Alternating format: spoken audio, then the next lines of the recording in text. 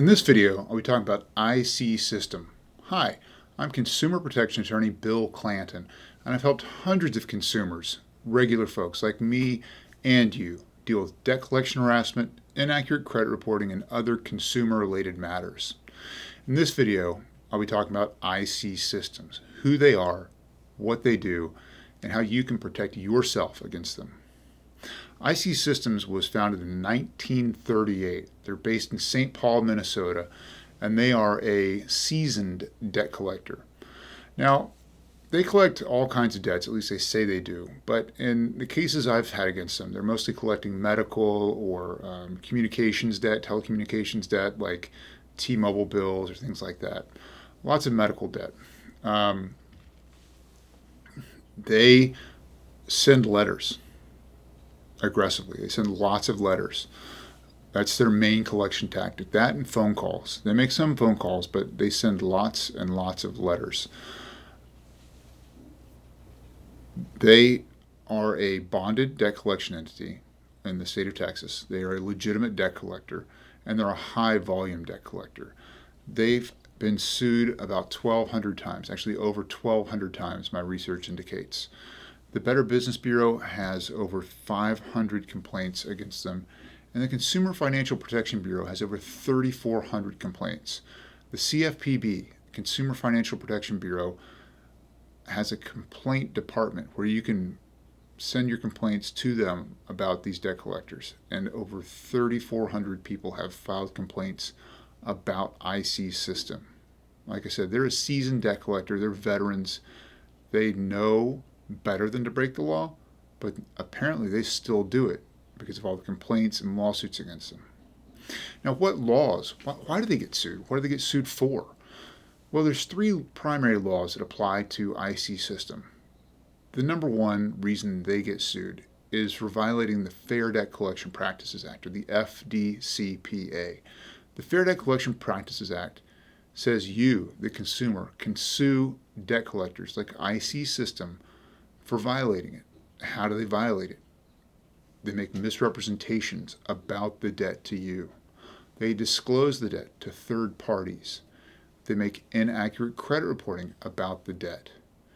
Any kind of misrepresentation about the debt, about the amount of the debt, about the legal status of the debt is a violation of the FDCPA.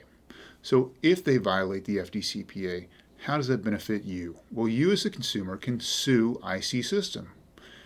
As part of that lawsuit, if you're successful, the consumer can recover, you can recover your actual damages, your statutory damages of up to $1,000, your attorney's fees and costs. So an FDCPA lawyer should not charge you any money to get started or any money to work on your case, because the FDCPA says they can recover their money at the end of the case. Other laws that apply to IC System. If IC System uses an auto dialer to call your cell phone, they could be in violation of the Telephone Consumer Protection Act.